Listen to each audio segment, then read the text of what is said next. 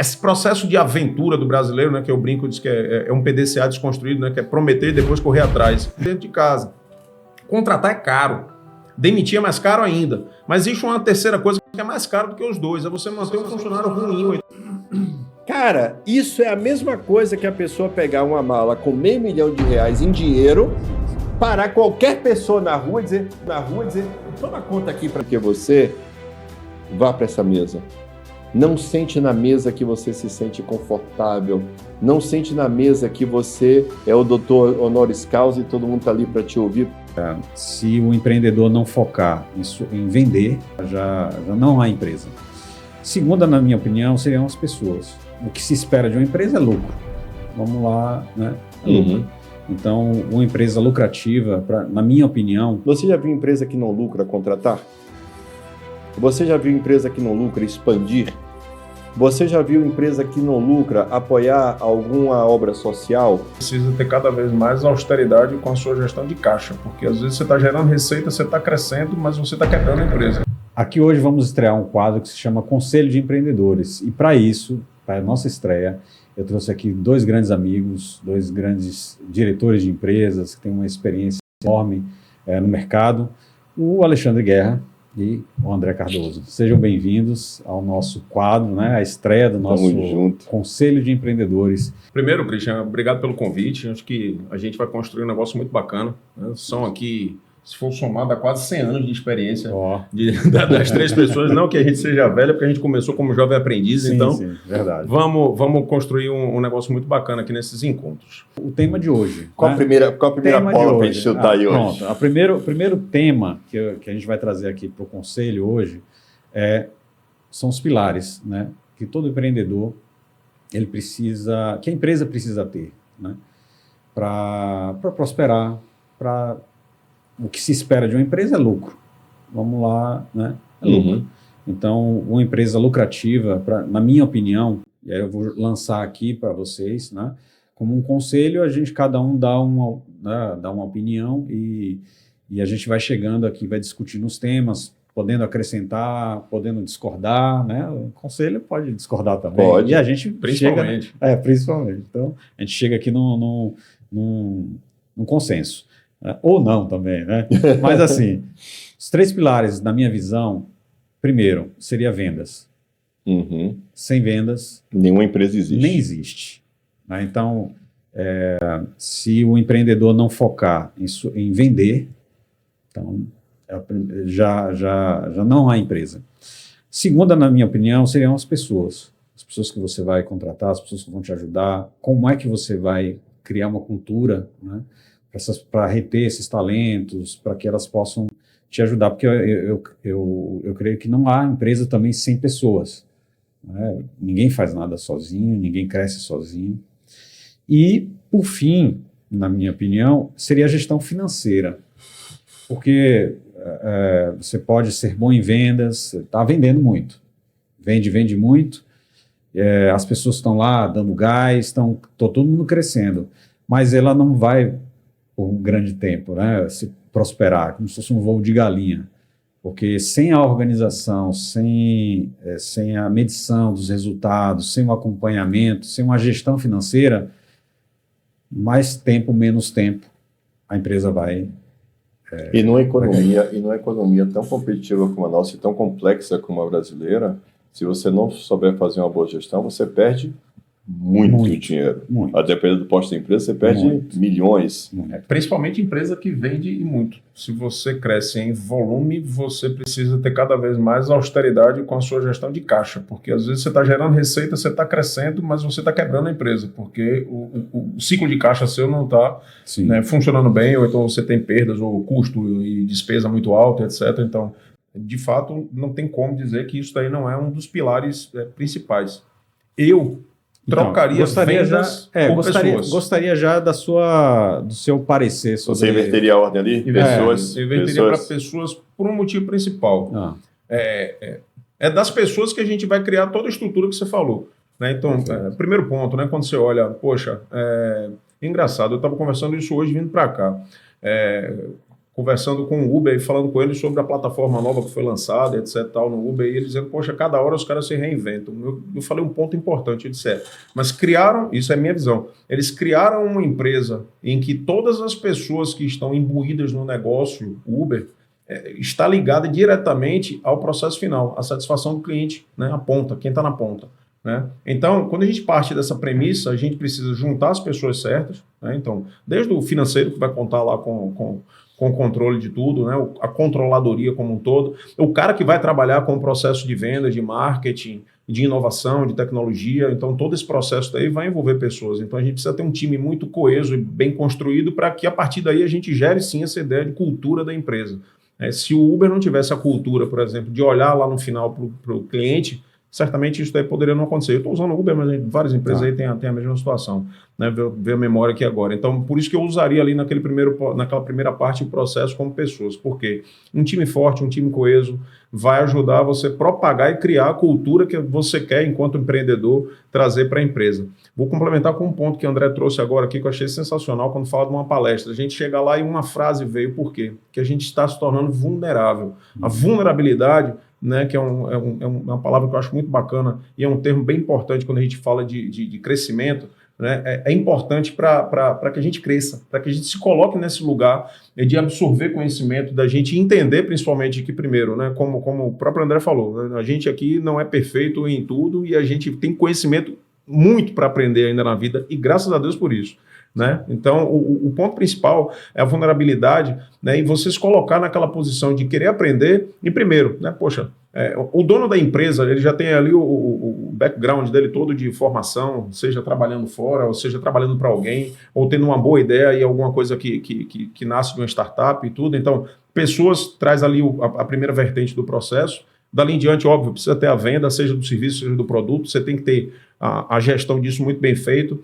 Dentro de vendas, a gente tem que pensar também no crescimento de forma progressiva e de um crescimento que seja sustentável para a empresa. Sim, sim. Né? Uhum. E aí entra o vínculo ligado diretamente com a gestão do negócio, né? Principalmente a gestão financeira, da parte de custo, da parte de despesa. Eu gosto muito da ideia, né, que tem um livro que trata disso, que é de organizações infinitas. Né? Esse é o princípio básico, é de você criar alguma coisa onde depois ele possa somente dar continuidade, ele só possa crescer. Né? Ele perde a visão exatamente da importância, entre aspas, do dono. Né? Aí você pega uma Amazon da vida, você pega toda a Alphabet por todos. Né? Hoje a importância do dono não é a mesma quando na época do lançamento. Então são empresas feitas para serem perenes. Entendi. Então, assim, você acrescentaria mais algum outro ponto ou você concorda só invertendo a... Eu gosto da ideia dos três, né? Porque várias outras coisas elas vão se ramificar aí como se fosse um mapa mental a partir de cada um desses pontos, né? Quando a gente fala ali de pessoas, aí você vai entrar em cultura organizacional, gestão de pessoas, sim, né? Tem a frase, eu amo essa frase, um dia eu vou escrever para Simon Sinek para ele dizer que dentro dessa frase eu posso usar 100% do tempo, né? Que assim, tudo na vida é sobre pessoas, né? Ele fala, todo cliente são pessoas, todo funcionário são pessoas, então quem não conhece pessoas não conhece negócio, né? Então, eu acho que quando a gente pega ali e olha a gente, né, por si só, ali a gente tem inúmeras vertentes para seguirem. Quando você pega vendas, dá para você também extrapolar ali para marketing, growth, crescimento de rede, né, que é uma coisa que o André trabalha muito bem. Tá? E dentro da parte de gestão financeira, quando a gente olha, a gente pode abranger também todos os aspectos de controladoria. Então, você vem aí com projeto, você vem aí, de repente, com a possibilidade de criar uma célula replicável de negócio, e aí vem franquia, ou vem M&A, ou vem fusão e aquisição, quando você parte para comprar seus concorrentes. Então, a gente poderia, de repente, pensar em alguns outros pontos específicos, mas eu acho que os três a gente consegue resumir bem e daí em diante ramificar. Perfeito. Eu vou num caminho um pouco mais básico aqui. Um pouco antes talvez de tudo isso aí. Primeiro, você falou uma coisa que as pessoas têm dificuldade de falar. Alguns empresários, inclusive, o que é triste, mas eles têm dificuldade de falar sobre lucro, sobre a empresa lucrar. Parece que é um palavrão, parece que está xingando a mãe de alguém, alguma coisa que ele tem que falar baixo. É como falar de ambição. Ambição, não, peraí, aqui o pessoal não pega muito bem falar disso. Cara, é muito importante você entender que lucro é uma coisa básica para você observar na tua empresa. A sua empresa tem que dar lucro. Ponto. Acabou a conversa. Eu gosto muito de uma visão que foi compartilhada pelo Flávio e que eu tomei posse dela e já difundi ela para várias pessoas, é que a função social de uma empresa é o lucro. Cara, isso é de uma força, essa ideia absurda. A função social de uma empresa é o lucro. Uma empresa precisa lucrar. Mas como assim? Função social de uma empresa é o lucro. Você já viu empresa que não lucra contratar? Você já viu empresa que não lucra expandir? Você já viu empresa que não lucra apoiar alguma obra social? Você já viu empresa que não lucra investir em educação, em alimentação, em dar cesta básica para alguém, para alguma família? Não. Uma empresa ela só consegue ter todos esses papéis sociais porque gerar emprego é um papel social. Expandir para novas unidades é um papel social que vai gerar emprego e renda. Pegar uma instituição de caridade para poder sustentar financeiramente, investir no esporte, investir no teatro, na arte, é uma função social da empresa. Mas ela só consegue fazer isso se ela estiver dando o quê? Lucro. Porque se ela estiver malmente pagando as contas, ela não vai conseguir investir em nada além das próprias contas. Se ela estiver no vermelho, ela está vendo que ela vai mandar embora. Que é o pai de família, a mãe de família, que ela vai mandar embora. Então, você, empresário, você precisa ter um olhar muito nítido, muito claro, muito cristalino. Minha empresa precisa dar lucro. E isso você tem que ter uma clareza disso para você falar com o seu time, falar com os seus diretores, falar com os seus gerentes, falar com os seus vendedores, falar com todo mundo que sua empresa precisa dar lucro. E parece que quando o empresário fala isso, o funcionário ouve, ele precisa comprar uma casa, ele precisa comprar um carro, ele precisa viajar, ele precisa isso e aquilo. E se ele fizer tudo isso, tá feito, porque de quem é o risco? Quem está exposto. Quem está exposto? Quem está exposto? Então você que está ouvindo que é empresário, você precisa ter paz de poder falar sobre lucro de uma maneira aberta, sem reserva, sem nenhum tipo de pudor, sem nenhum tipo de receio, falar como gente adulta, falar com maturidade, porque isso é a função social de qualquer empresa. Os Correios estão aí na notícia por quê? Por que os Correios agora tá em voga? Porque está dando lucro? Não, porque está dando 3 bilhões de prejuízo.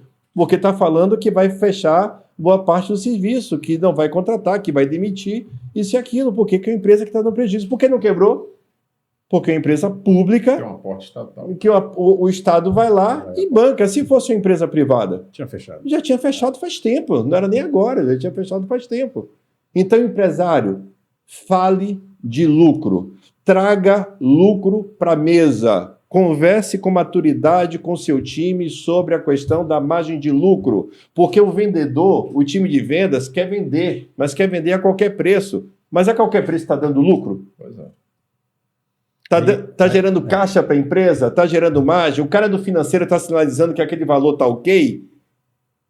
Porque se o cara de vendas ele não entender sobre lucro e a importância do lucro, ele quer vender a qualquer preço sem saber se aquilo está sendo saudável ou não para a empresa. Ou seja, ele pode estar vendendo muito e ele achando que está fazendo uma coisa boa para a empresa, ele está quebrando a empresa. Sim. Ele está aproximando a empresa do fim. Tem um segmento particularmente que sofre essa questão, que é o varejo. Porque para o varejista achar esse lucro... É a equação Porque, miserável. porque qual a ideia principal? É de, por exemplo, chegou final do mês, achar que vai ter o dinheiro lá.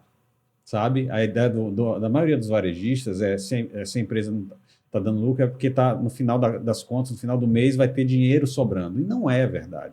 Porque existe a questão do fluxo de caixa, as vendas que você vai receber ainda no mês seguinte. Né? Então, eu posso dizer que, particularmente, ser o cara... a grande dificuldade para o pequeno empreendedor, principalmente no varejo, é essa. Saber equilibrar exatamente as vendas. E por exemplo, eu tinha uma ordem de prioridades eu já tive empresa de varejo, né? E eu tinha ordens de prioridade. Quando, se eventualmente chegava no dia do pagamento, não tivesse... aliás, antes do dia do pagamento, eu já fazia uma contenção, já fazia um cálculo para saber se no dia do pagamento deveria estar tudo certo. Provisionado. Se tivesse que fazer alguma contenção, alguma reprogramação de fornecedor, né, eu já fazia. Então, um conselho que eu dou para todo empreendedor é o seguinte: estabeleça a ordem de prioridade, para que não chegar exatamente dando essa importância para as pessoas, né? Você não pode trabalhar com uma empresa que os funcionários não estejam recebendo salário. Então, deixa de pagar outra coisa, mas o funcionário não pode deixar de ser pago. Né? E particularmente um problema que o varejo sofre muito. Sofre por quê? Porque ele, às vezes ele prejudica lucro em prol de um marketing de vendas. E varejo é uma área que traz muito dessas nuances do que você trouxe como 3 pilares, tá, Cris? Porque o que acontece? É um mercado de margens muito abreviadas, muito pequenas.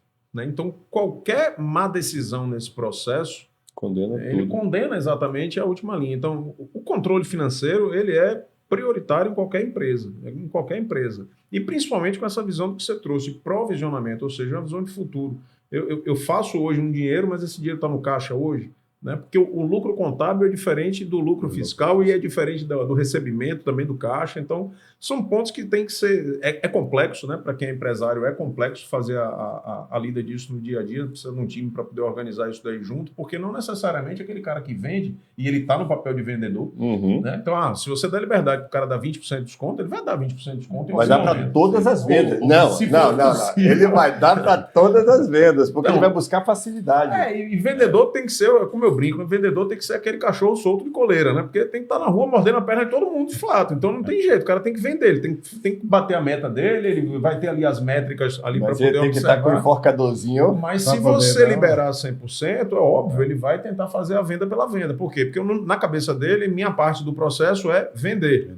Vai ter alguém lá na parte do processo que vai ser a logística, ou seja, comprar bem, né, dentro do prazo, etc. Vamos pensar, de repente o cara, um cara de varejo que trabalha com um supermercado, etc. Tal, e fazer uma decisão equivocada de compra de hortifruti, por exemplo, em um determinado momento, o cara estraga a margem dele daquele mês, né, porque você pode ter perdas maiores. Né, agora mesmo que a gente está vivendo aí muita variação de preço de vários produtos, né, tem gente que de repente vai diminuir a aquisição de determinados itens de consumo diário, e isso daí pode impactar a margem da pessoa. Então, a empresa é um ecossistema vivo, gente. Né? Então, é uma coisa que a gente precisa sempre entender. Empresa é um ecossistema vivo. O que você faz hoje, muitas vezes, não vai trazer resultado amanhã nem hoje. Vai trazer resultado daqui a meses. Né? Então, quando a gente fala, inclusive, aí de mudança de cultura ou de ajuste no posicionamento da empresa, a gente precisa pensar sempre no longo prazo. Né? Então, você pode dar sprints de curto prazo. Poxa, a gente está vivendo uma época complicada. Estou aí, de repente, com um problema com o recebimento de um determinado fornecedor. Né? O fornecedor está meio apertado, eu preciso segurar. Então, olha, gente, 3 meses aqui agora, a gente vai ter que dar um sprint, vamos mudar um pouco a regra do jogo, aqui a gente vai apertar isso, vamos renegociar a dívida, vamos fazer um processo que a gente consiga melhorar aqui nossa margem nesses 3 meses. Você não consegue fazer isso o resto da sua vida na empresa. Sim, senão seu business está indo mal. É um negócio que não é um negócio sustentável. Então, em linhas gerais, a gente precisa pensar no longo prazo e, às vezes, agir no curto prazo também. Então, a visão do empreendedor, a visão do dono, e muitas vezes, e aqui gostei muito do que você falou, André, o empreendedor não necessariamente ele precisa ser o dono do negócio. Né? Às vezes é aquele funcionário seu ali dentro daquele organismo, naquela parte, daquele setor específico. Ele tem que ter uma cabeça de dono nesse sentido. Então, poxa, será que as margens estão ok? Será que o que a gente está entregando lá no final está indo bem? Né? E a gente tem realmente muita dificuldade, muitas vezes, até de conversar com as pessoas dentro da empresa sobre lucro. Né? E lucro é uma coisa que é obrigatória, concordo com você em gênero, número e grau. É obrigatório que nenhuma empresa que não traga resultado na linha de baixo, ela não vai conseguir manter as pessoas que trabalham com ela, não vai conseguir expandir, não vai conseguir trazer prosperidade, inclusive, para aquele ecossistema que ela vive. E vocês acham que por quê? Por que existe essa dificuldade de entender isso, do empreendedor entender que a empresa precisa de lucro e essa dificuldade dele conversar com os funcionários? Isso eu entendo que é uma questão meio social. Porque você vê que a gente, e aqui nunca tem uma expressão generalista, mas mas tendo aquilo como pano de fundo do que acontece na maioria das vezes. Então, é uma questão meio social. A gente tem muito no Brasil uma síndrome de cachorro vira-lata, né, sabe? Então, as pessoas têm medo de falar que é ambicioso. Parece que falar que é ambicioso está falando um palavrão, está agredindo, está xingando a mãe, entende? Confunde com ganância. Confunde com ganância. Por quê? Porque na nossa sociedade, tudo que leve você a se destacar, acontece aquela frase célebre: o prego que se destaca leva a martelada. Então você ouve tanto isso, porque se você for parar para ver, em contexto social, quantas frases você tem que levam o indivíduo a ser menor? Eu tenho 51 anos, eu cresci ouvindo frases do tipo: coloque o chapéu onde até o braço alcança, antes um na mão do que dois voando, antes pingado quer secar, prego que se destaca leva a martelada. Note quantas frases você tem em várias áreas do Brasil, frases diferentes que dão o mesmo sentido, sim, mas que todas elas vão na direção de inibir as pessoas de quererem mais, de serem mais, de buscarem mais, de se destacarem, de ser melhor, de ganhar mais.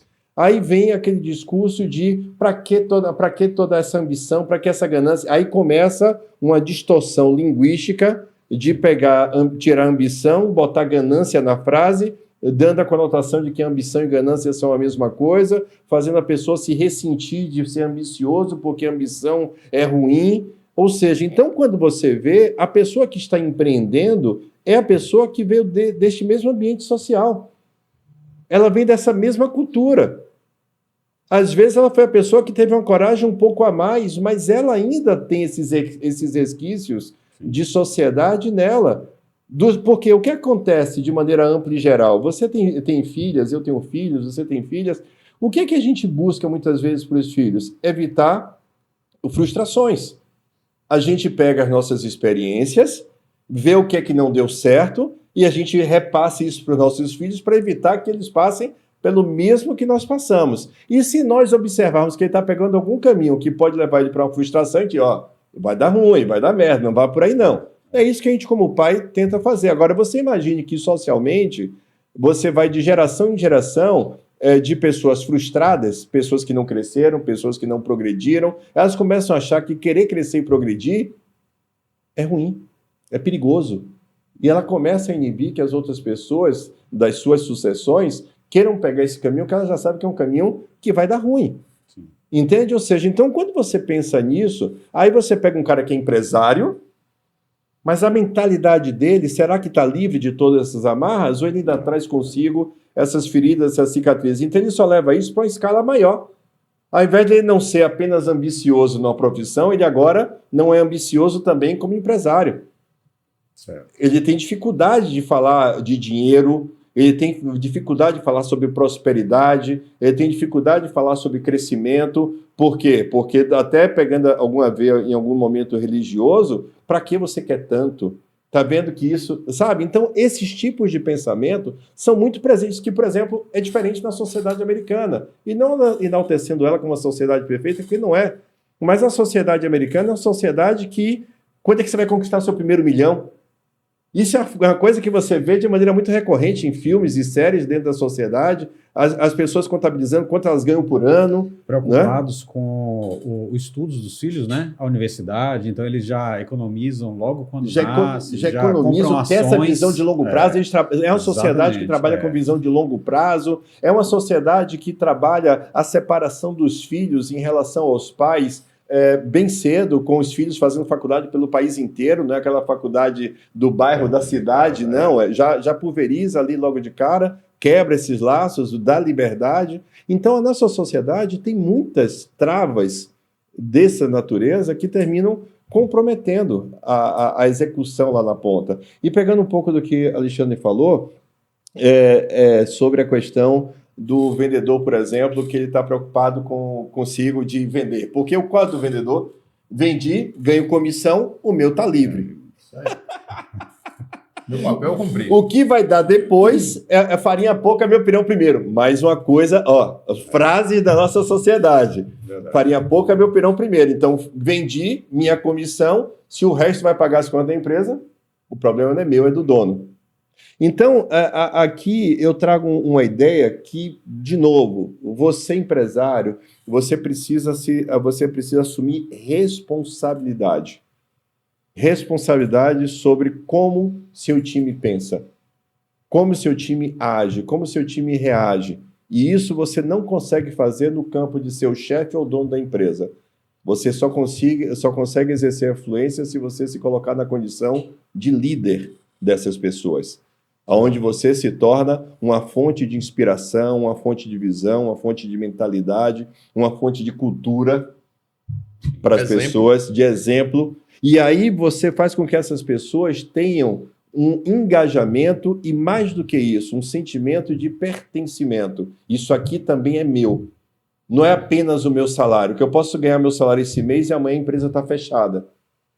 Não, isso aqui também me pertence, porque isso aqui paga a escola dos meus filhos, paga a comida da minha casa, então eu quero a prosperidade dessa empresa. Então, esse cara que tem a visão de pertencimento, disso aqui também é meu, de estar engajado, de estar fazendo parte, fruto da liderança que conseguiu dar esse sentimento de pertinência, essa pessoa está preocupada com qual é a qualidade da venda que eu estou fazendo.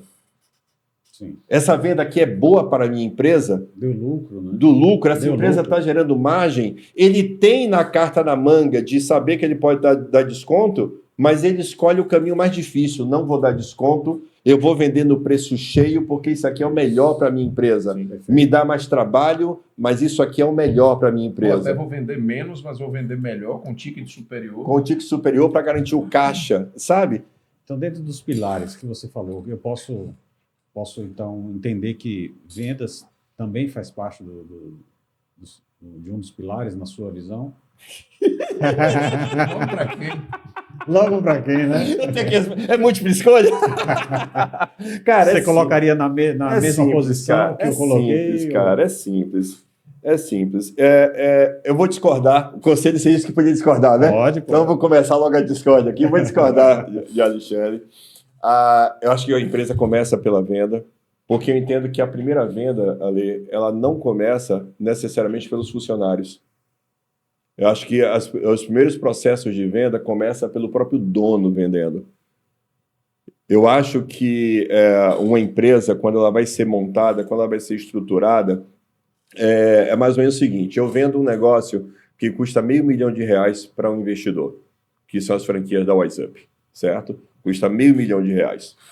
E eu, quando vou vender a franquia, eu digo para o candidato a franquear de maneira muito clara para ele o seguinte: cara, vai ser você sozinho ou você vai ter um sócio? Vai ser eu e minha esposa. E eu, beleza.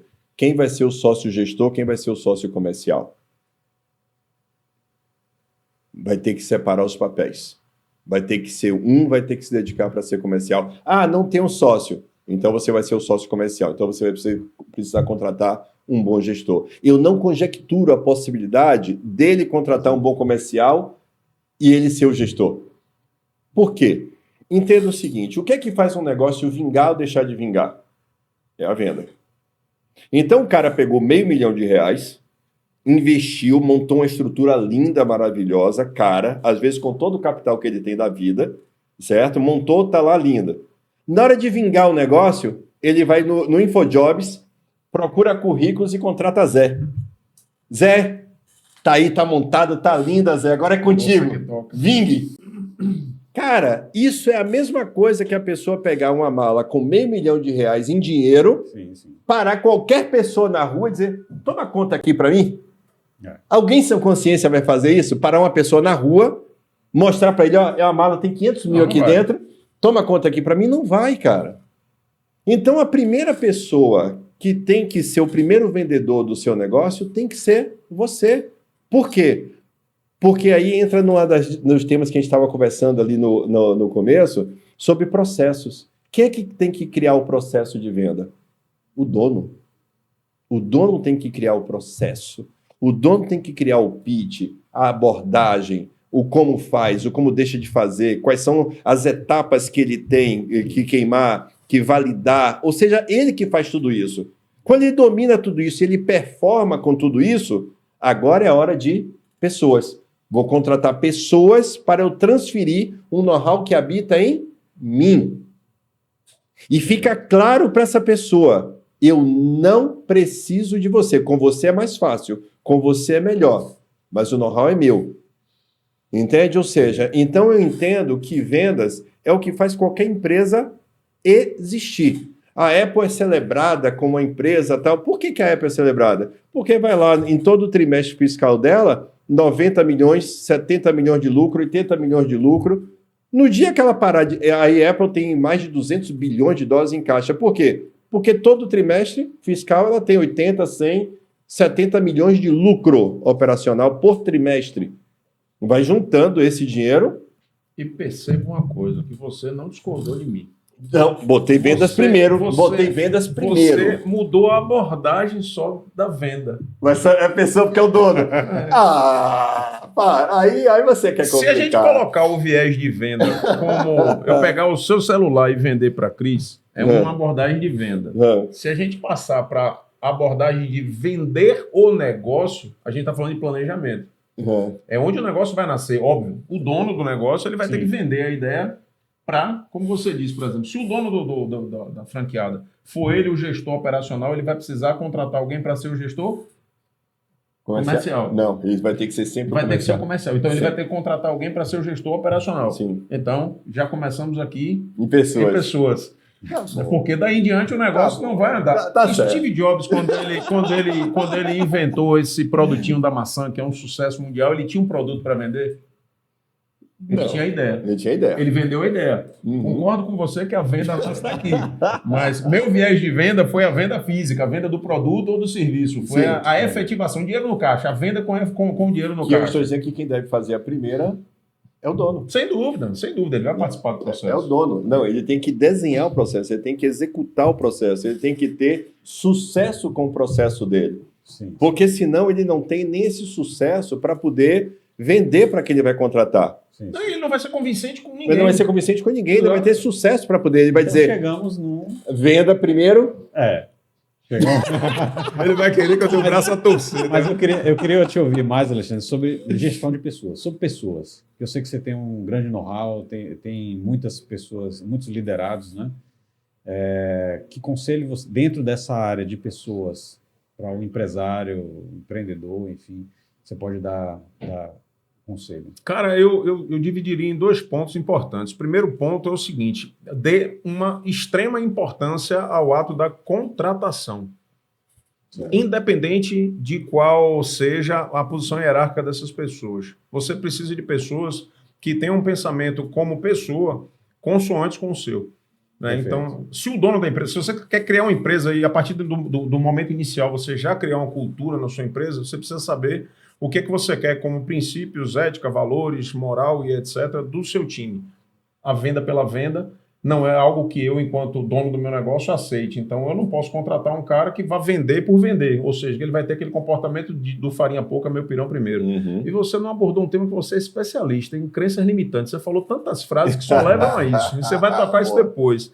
Então, o ponto que eu acho que é bacana, o primeiro desses pontos em gestão de pessoas é contratar. Então, não acho que você está perdendo tempo. Currículo, o papel aceita tudo. Né? Você vai ter ali todas as partes técnicas que você espera de alguém. Pô, preciso de um gestor. Óbvio, vou procurar um administrador de empresa. Preciso de alguém que trabalhe com projeto, ou então alguém que entenda muito de matemática para trabalhar com minha parte financeira, etc. Você vai pegar um contador, um administrador, um engenheiro. Então você sabe ali onde é que você vai. Mas o que vai diferenciar um engenheiro de outro, um administrador de outro, etc. É aquela parte da relação humana, tá? É de você sentar e entender o que você quer daquela pessoa, né? Então, tem 3 pontos que eu acho que são fundamentais aí, né? Tá dentro de premissa de vários livros e vários escritores. O primeiro deles, você tem que procurar ambição nas pessoas, porque a ambição é difícil de você ensinar.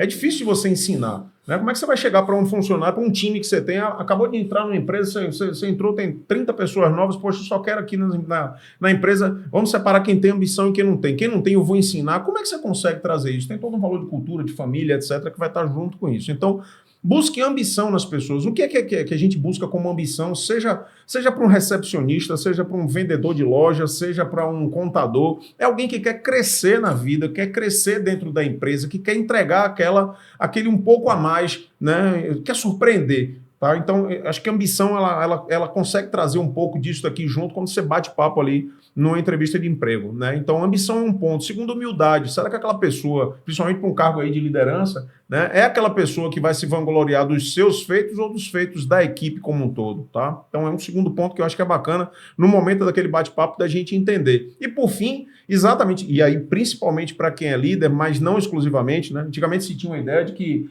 você podia colocar algumas determinadas funções de pessoas dentro de jaula para trabalhar, né? Como, por exemplo, o pessoal de TI, não precisa de relacionamento humano não, porque ele é de TI. Não precisa de relacionamento não, porque ele é CFO. Né? Mas esquece que hoje todas as pessoas precisam desenvolver as suas qualidades de relacionamento humano. Então esse é o terceiro pilar no momento da contratação. Então, contratei, né? Já tenho ali tudo bonitinho, está tudo garantido? Não. O segundo processo é um processo de extrema importância e há quem diga que esse processo dura 9 meses. Parece que é processo de gestação, mas não é não. É o tal do processo de onboarding, ou seja, é o processo de você trazer essa pessoa para dentro de casa. Contratar é caro. Demitir é mais caro ainda. Mas existe uma terceira coisa que é mais caro do que os dois. É você manter um funcionário ruim ou então um funcionário inadequado durante qualquer tempo dentro da empresa.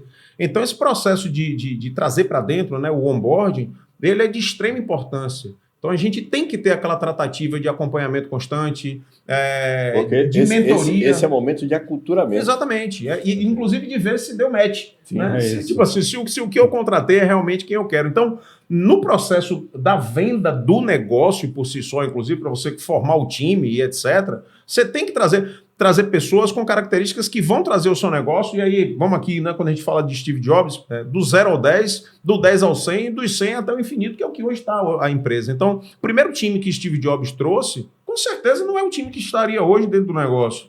Mas era o time que ele precisava naquele momento. Né? Eu ouvi uma frase essa semana que eu achei maravilhoso. Né? O cara diz o seguinte, que ele prefere segurar um louco do que empurrar um frouxo. E eu achei um negócio sensacional o quanto que essa frase tem de coisa por trás. Porque assim, você precisa às vezes de uma pessoa ambiciosa, de uma pessoa que às vezes nesse primeiro momento do 0 ao 10, né, que seja até destemperado em algumas coisas, mas para que vai ser quem vai fazer o negócio acontecer. Mas se for um cara muito acometido, muito tranquilo, etc, que você precisa empurrar, você não vai ter energia para isso. Não. Né? Então, do 0 ao 10 numa empresa, você precisa de um time específico. Do 10 ao 100... Um time altamente resiliente. Um bando de loucos. Loucos, insanos. Do 10 ao 100, você já precisa ter mais expertise, mais cautela, mais governança. E daí por diante, você, quando chega do 100 até a prosperidade do negócio, já muda completamente. Né? Já torna-se uma empresa mais robusta, uma empresa com mais necessidade de controles, de controladoria por si só, de governança. Certo. Então, são 3 perfis diferentes, mas todos os 3 perfis, eles vão obedecer, na minha opinião, esse ciclo que eu coloquei aqui. E se você não identificar em que estágio está a sua empresa, você vai terminar contratando a pessoa de característica errada para o momento Sim. inadequado. Ainda tem isso. Né? Ou seja, se seu momento Você vai botar o louco lá no mil. seu momento é de 0 a 10, né? E você está contratando a pessoa que é daquele de manter o fluxo, manter o navio na água. Esse cara não funciona aqui. Esse cara não tem força para tirar a empresa daqui do 0 a 10. Então, para isso, você precisa fazer, antes de olhar para fora, para quem contrata, é olhar para dentro. Qual é o meu momento? Sim. Qual é o meu estágio? Que tipo de pessoa eu preciso para o momento que eu estou? Porque, como eu falei aqui no começo da minha história, eu fui o cara de estar sentado num papelão no chão com o Flávio em pé dando reunião. Será que hoje, quantas pessoas seria a pessoa que estaria sentado num papelão no chão, o cara escrevendo num quadro, imagina você sentar no chão, num papelão de calça social, e o cara tá no quadro escrevendo que aquela empresa vai ser gigante. Que capacidade você precisa ter de acreditar, de fé, de vislumbrar aquilo ali, dizer, caracas, isso vai ser... Pô, porque essa era a minha mente. Caraca, vai ser animal, cara, a gente vai estar em tudo que é lugar. Isso... É a pessoa com certo grau de insanidade, né? Essa pessoa faz um teste maluco internado na hora, cara.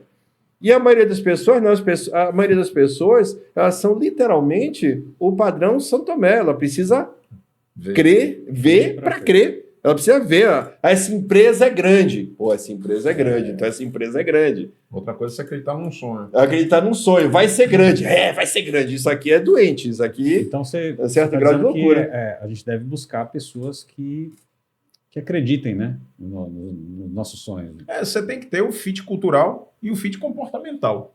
Né? Então, assim, Vamos lá, né? Se a gente for imaginar, por exemplo, numa contratação de um gestor de recursos humanos.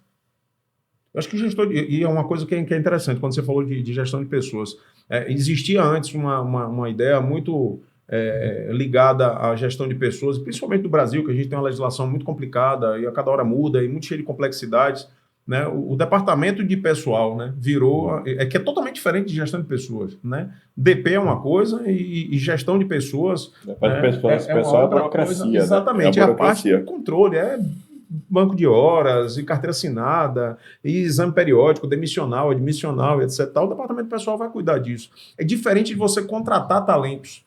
É diferente de você buscar manter as melhores pessoas trabalhando contigo. É diferente de você trabalhar com ferramentas de humanização de trabalho, né? Então, aí você tem aí o feedback,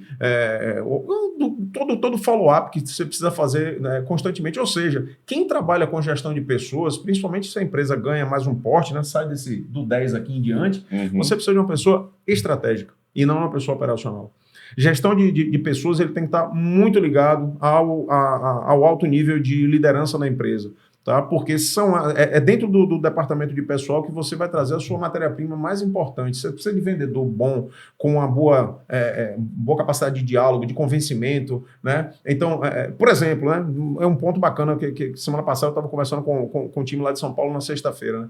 Ele disse, até a forma de se portar é diferente. Né? Então, você não vai chegar numa concessionária de carro de luxo, ou então de bolsas de luxo, etc., né? E alguém vai chegar, e eu vou contar um exemplo que aconteceu comigo. Eu tinha uma determinada ocasião, eu viajei com minha esposa para Belo Horizonte, né? E ela teve um problema, estava com o dedo do pé quebrado, então eu fiquei passeando de cadeira de roda, né? Então eu fui num shopping em determinada ocasião, e uma dessas lojas, foi Louis Vuitton, não me lembro exatamente, uma dessas lojas de grife, né? Eu fiquei curioso, né? Porque eu vi um bocado de coisa com um bocado de zerinho lá na vitrine. Eu disse, eu vou entrar para ver, porque eu vi uma sandália, um sandália de dedo, parecendo uma Havaiana, e eu acho que era R$3.000, salvo engano. Eu disse, não, curiosidade, eu vou entrar, que eu quero ver. Entrei e perguntei, né? Eu disse, não, eu tô vendo ali, vi uma sandália ali fora, mas acho que não vai ter meu número. Tem 44, ela fez, poxa, não tem. Eu fiz, ufa. Aí eu perguntei a ela, eu vi uma capinha para iPhone, e na época nem iPhone eu tinha um Samsung mesmo, mas a capinha era muito feia, cheia de brilhante, muito chamativa, etc. Eu disse, poxa, que bacana. Quanto custa?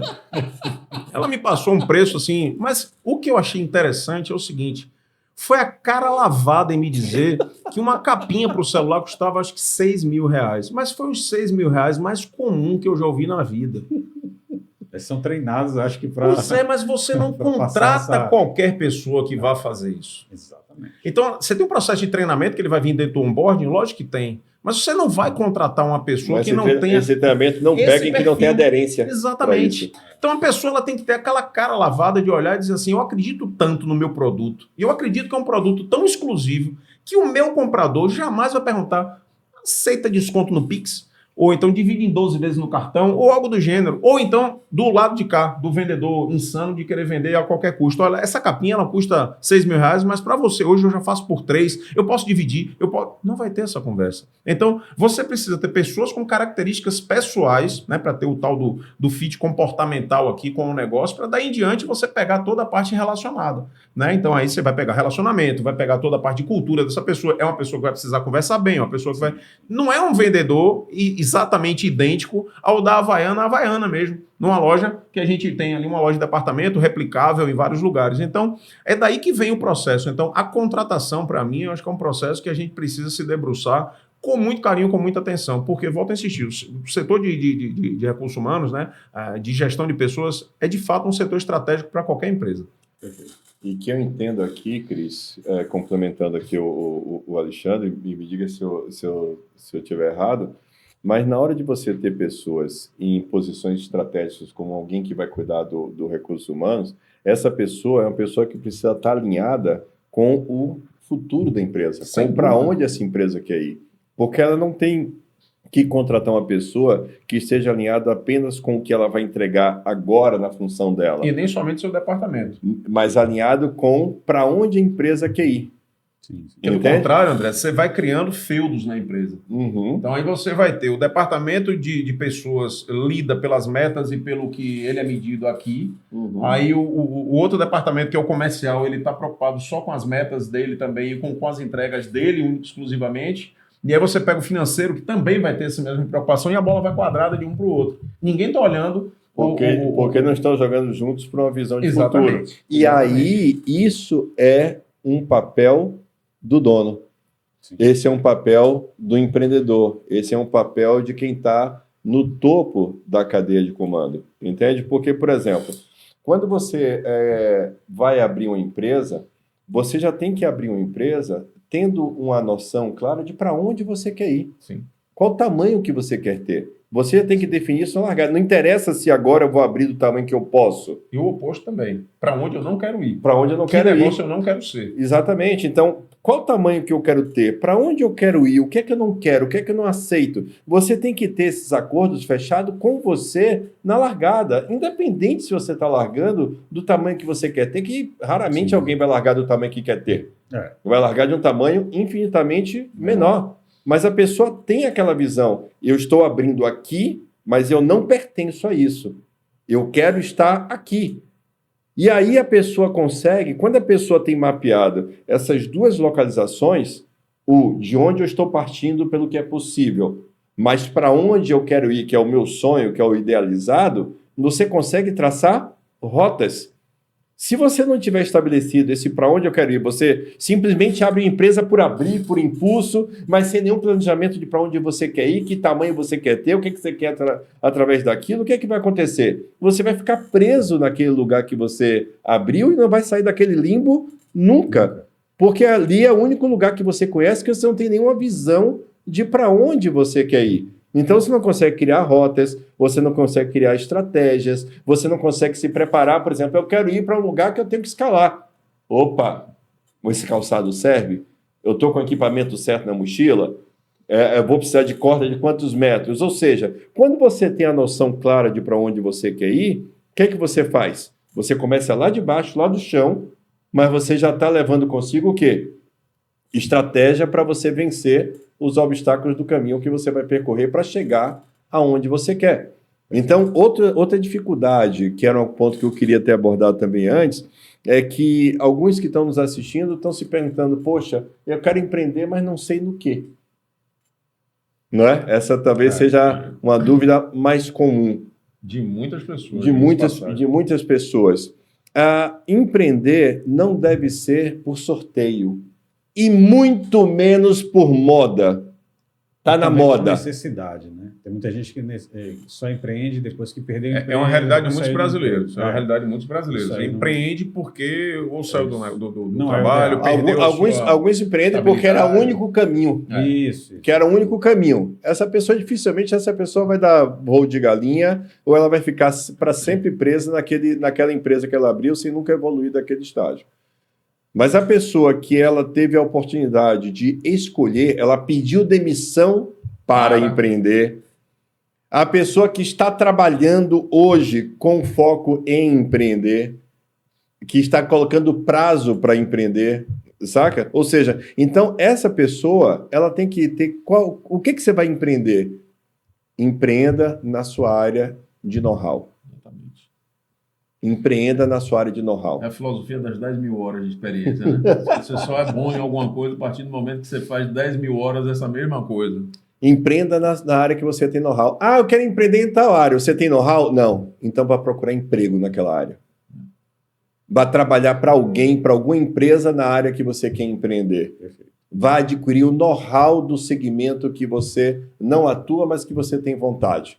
De repente, ao trabalhar, você vai ver, caracas, eu não quero distância dessa área. Ou, caracas, estou mais apaixonado ainda por essa área. Então, empreenda na sua área de know-how. E não empreenda porque você ama fazer aquilo.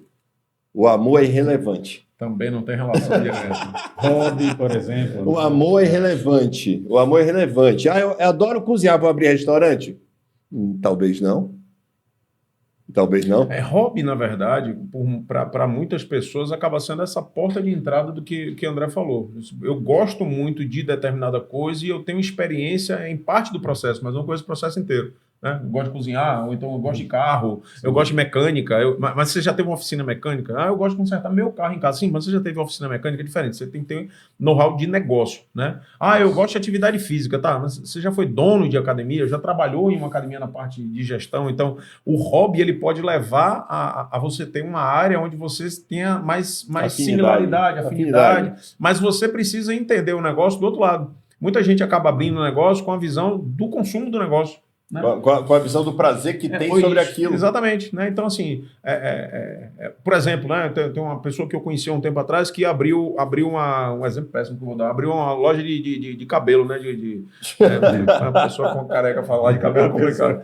Né? Então, abriu uma loja de produto de escova de cabelo, etc. e tal, né? Não é exatamente um cabeleireiro, mas tinha toda essa parte. Por quê? Porque ela ia muito, porque ela frequentava todas as semanas, ela fazia escova no cabelo e tudo, enfim. Mas ela conhecia do negócio? Não. O negócio não foi para frente com muito tempo. Né? Por quê? Porque toda a parte de gestão, da parte financeira, etc. Ela não sabia a dificuldade de arranjar o profissional. Exatamente. Ela queria um cabelo bem escovado.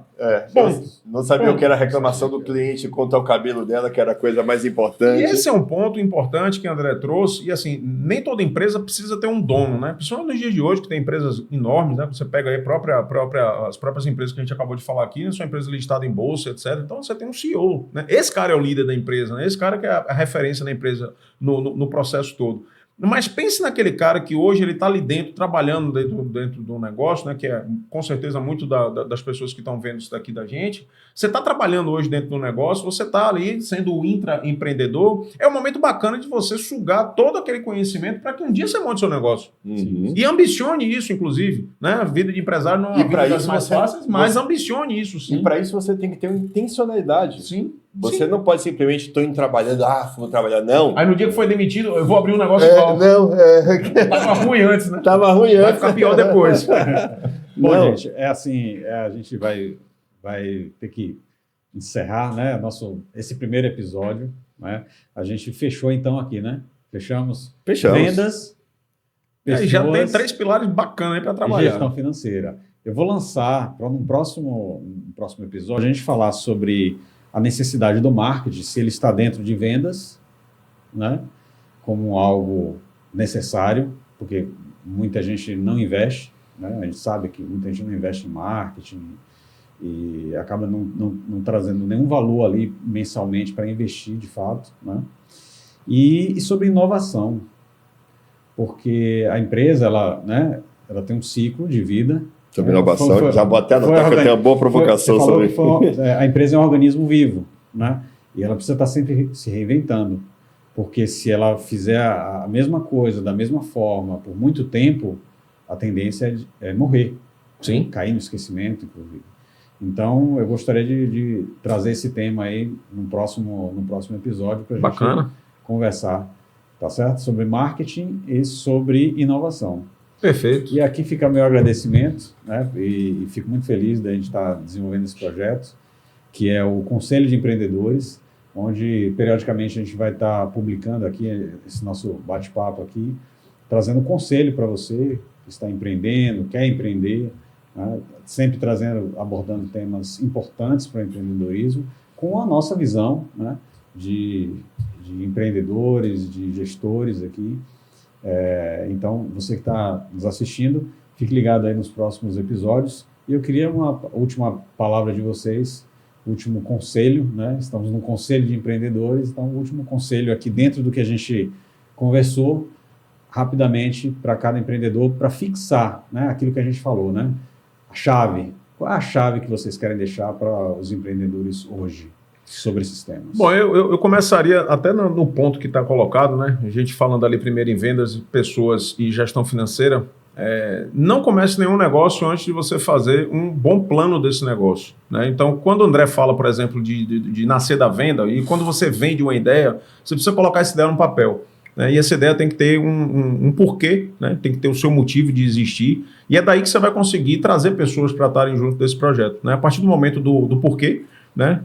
Do porquê do negócio existir, qual é a dor que você vai resolver, qual o tipo de público, o que é que você quer fazer e o que você não quer fazer também, e dali em diante você constrói esse plano. Faça um plano bem estruturado, invista tempo no plano para que você consiga ter um negócio de longo prazo. Tá? Pense muito bem, analise seus poréns ali do que vem a acontecer, para daí em diante você montar uma estrutura bem rígida. Esse processo de aventura do brasileiro, né, que eu brinco, diz que é um PDCA desconstruído, né, que é prometer e depois correr atrás. Né? Então, o brasileiro é muito disso, pelo ímpeto de querer fazer e fazer logo. Né? Então, é aquele cara que é demitido e recebe ali aquele dinheiro que ele já tinha de reserva há algum tempo. Poxa, eu gosto disso, vou montar um negócio disso. E às vezes faz por ímpeto, não faz pensado. Então, invista um tempo na preparação desse projeto, faça de uma forma intencional, usando a palavra que o André trouxe, para que seja um negócio duradouro e que seja um negócio realmente para perpetuar com o tempo. Tá legal. André.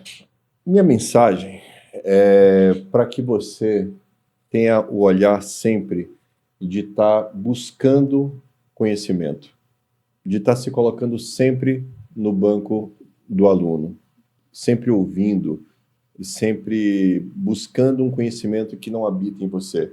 Não se condene pelo que você não sabe, não se condene pelo que você não tem, porque ninguém nasceu sabendo e absolutamente ninguém sabe tudo. Ou seja, a vida é uma troca, a vida é o tempo inteiro a gente ensinando algo que habita em nós e aprendendo. Então, muitas vezes, o empreendedor, ele se condena, ele se tortura pelos erros que ele comete.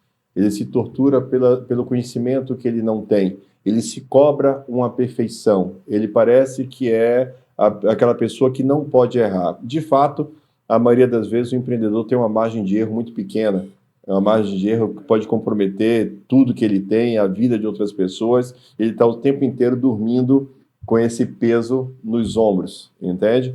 Então, se coloque à disposição de buscar conhecimento, se coloque à disposição de estar voltando aqui periodicamente, assistindo a esse nosso programa, buscando outros programas. Eu tenho no meu celular, no meu YouTube, uma série de canais que eu tenho lá, que eu sou inscrito, eu ouço Basaglia, eu ouço Joel J, eu adoro ouvir João Adib da CIMED, eu adoro ouvir o Flávio, que eu já ouço aí há 30 anos e está sempre me surpreendendo, trazendo coisa nova. Ou seja, eu estou constantemente buscando esse campo de influência para que eu esteja me alimentando, e olha que eu já tenho 30 anos de estrada. Então, se permita, busque, volte aqui na próxima semana, na outra, tudo que você conseguir ter acesso, e eu acho que essa palavra é uma palavra importante, acesso.